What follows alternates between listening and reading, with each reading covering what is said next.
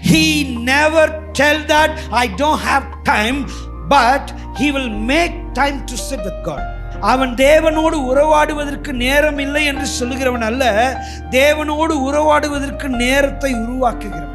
கர்த்தரை தேடுவது ஒரு பக்கம், கர்த்தரோடு இருப்பது ஒரு பக்கம். கர்த்தரோடு இருப்பது என்பது அவரோடு உறவாடுவது.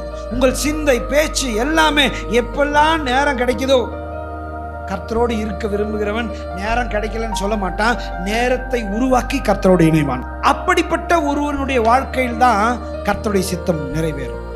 தேவனோடு உறவாடுகிற மனுஷன் மட்டும்தான் அவருடைய சித்தம் என்னுடைய வாழ்க்கையை உயர்த்தும் அப்படின்ற விசுவாசம் அவன்கிட்ட மட்டும்தான் இருக்கும்.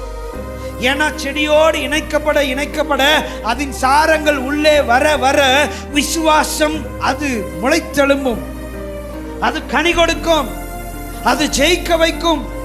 அவருடைய சித்தம் என் வாழ்க்கையில நிறைவேறுன்ற விசுவாசம் இருக்கும். ஹல்லேலூயா.